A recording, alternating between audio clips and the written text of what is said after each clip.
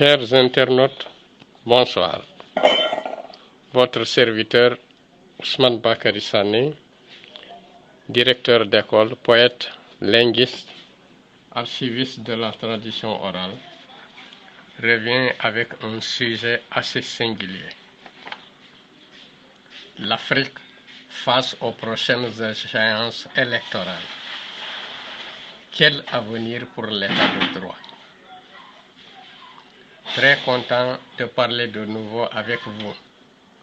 Ce soir, j'ai une annonce à vous faire, mais en attendant, revisitons un peu l'histoire politique du monde hier et aujourd'hui. Aucune dictature n'a survécu dans le monde. Ni Pinochet, ni Salvador Allende n'ont pu assujettir leurs peuples respectifs. Il arrive toujours que ceux qui exercent le dictat soient déchus et parfois de la manière la plus pitoyable. Le cas de Ali Bongo en dit long. J'ai suivi avec amertume, dans une télévision appelée Gabon Première, le récit d'un opposant. Des cruautés sans commune mesure. L'homme affirme avoir été emprisonné pendant 6 mois dans l'obscurité absolue. Cette situation aurait fortement impacté négativement sa vision. Il aurait aussi partagé la même cellule que les malades mentaux pendant 3 mois. Et tout ceci avec image en appui. Le seul tort de cet homme est d'avoir tout simplement joué son rôle d'opposant. Ceux qui ont commandité ces forfaits méritent plus que la guillotine. C'est vraiment effroyable, inhumain.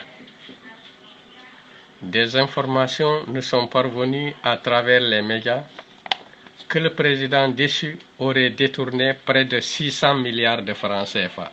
Et pire, que son fils aurait été arrêté la main dans le sac avec une valise pleine d'argent. Et combien ont-ils caché dans les banques occidentales? Combien de prisonniers politiques croupissent-ils encore dans cette prison? Le sang des martyrs va-t-il encore continuer de couler? Où était la France et les donneurs de leçons de démocratie? Vous ne pouvez pas être toujours prompt à condamner ces militaires si vous n'agissez jamais en amont, alors que vous détenez tous les renseignements. Le Gabon n'est le microcosme du macrocosme de ce qui se passe dans la plupart des pays d'Afrique.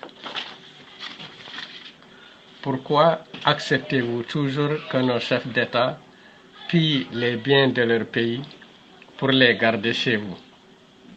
Je comprends, c'est peut-être que cela vous permettrait de mieux les surveiller. Ce que j'ai surtout retenu du récit de l'opposant à Bongo, c'est surtout les conseils qu'il a prodigués au nouvel homme fort du Gabon. En résumé, voici ce qu'il a déclaré. Le peuple a souffert pendant des décennies de la tyrannie politique et policière d'une seule famille. Et c'est ce peuple qui a adhéré à l'action que vous avez menée, celle de combattre l'impunité totale, criarde et dangereuse. Soyez prudents avec tout ce qui vous entoure. Vous-même et eux ne devrez pas afficher la grosse tête pour éviter que ce même peuple vous reproche ce que, ensemble, vous avez reproché au président déchu. Libérez tous ces nombreux détenus politiques. Pour ma part, je ne demande aucune faveur personnelle, mais je reste disposé à vous accompagner. Ce conseil devrait être présent dans l'esprit de tout chef d'État du monde et particulièrement de ceux du tiers-monde. Attention, l'histoire nous rattrape toujours en bon ou en mauvais. Il vaut mieux toujours sortir par la grande porte que par la fenêtre. Quand les mêmes causes ne produisent toujours jamais les mêmes effets, cela pose problème. Aujourd'hui, hélas, la plupart des citoyens ne sont pas atteints de cécité intellectuelle. Ils comprennent vite et bien, avec les NTIC, les nouvelles technologies de l'information et de la communication. Au Sénégal, comme dans la plupart des pays d'Afrique, les peuples font face à des élections. Nous ne voulons plus de manipulations tendancieuses de manière à semer le doute dans les cœurs des citoyens. Nous avons assez souffert des intempéries politiques, de malgouvernance, de mal-développement et de famines récurrentes. Éviter les déclarations du genre « nous allons gagner dès le premier tour » avant même la campagne officielle électorale. Il faut mettre en confiance. Si cela est fait, partout en Afrique, nous aurons des élections libres et transparentes. Mon père avait l'habitude de nous dire en conseil de famille, je le cite, « Il faut avoir très peur de mourir dans le mensonge, la duplicité, la falsification des faits à son avantage. N'ayez pas peur de mourir dans la vérité, car c'est la plus grande richesse au monde. » Fin de citation, Nyogun Sané.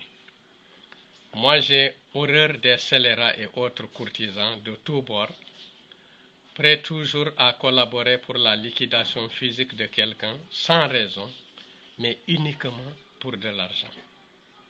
À ce sujet, Nyogun nous disait, méfiez-vous du bien matériel, préférez toujours le bien immatériel.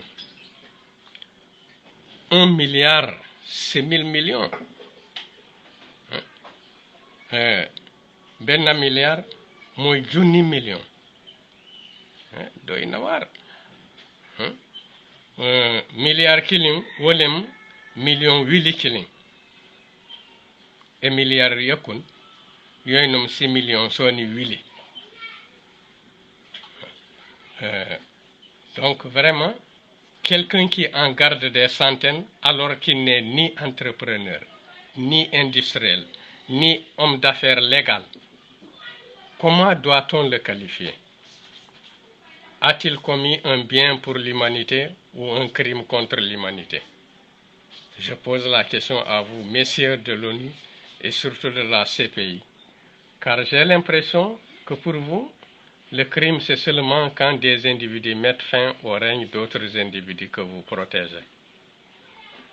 Combien d'années a vécu cet homme qui aurait volé 600 milliards? Combien dépensait-il? Et combien économisait-il par mois? Comment a-t-il acquis toute cette fortune? Je suis étonné de constater le mutisme des Occidentaux face à ce genre de situation. Pourtant, Saddam Hussein avait été assassiné sans sommation sous l'ordre du président Bush des États-Unis d'Amérique, qui l'accusait de détention d'armes nucléaires. Muammar el-Kadhafi a subi le même sort par les mêmes Occidentaux, accusé d'être un dictateur et de détenir des armes chimiques.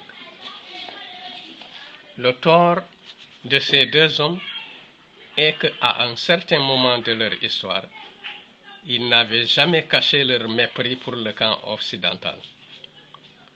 Regardez ce que la Libye est aujourd'hui et ce que cela a entraîné comme conséquence au niveau régional, sous-régional et mondial. Tout cela parce qu'on veut placer à la tête des États des hommes manipulables. Sékou Touré avait parlé de néocolonialisme. Mais moi, je crains une recolonisation totale et forcée du continent. Et ce n'est ni Anthony Guterres, ni la CPI qui vont intervenir pour empêcher cette situation. Dans les années 40, Israël était tout petit. Aujourd'hui, sa superficie a presque quintuplé à cause des colonies, et ceci sous le nez de l'ONU et de la société occidentale. Je veux bien qu'on condamne la Russie, mais il faut d'abord commencer par condamner Israël et brandir les mêmes sanctions infligées à la Russie. Aujourd'hui, Au moins 5000 roquettes auraient été tirées de la bande de Gaza vers le territoire d'Israël, tuant des centaines de personnes. Tout l'Occident unanimement a condamné ce qu'il appelle une agression contre l'État d'Israël. C'est le comble vraiment. Les Occidentaux parlent même d'attaque terroriste. La Russie appelle, elle, à la retenue. Où étaient ces mêmes Occidentaux quand l'État d'Israël bombardait sans cesse la Cisjordanie occupée? Leur réaction unanime était la suivante: nous sommes très préoccupés, sans jamais condamner ni provoquer une réunion de l'ONU.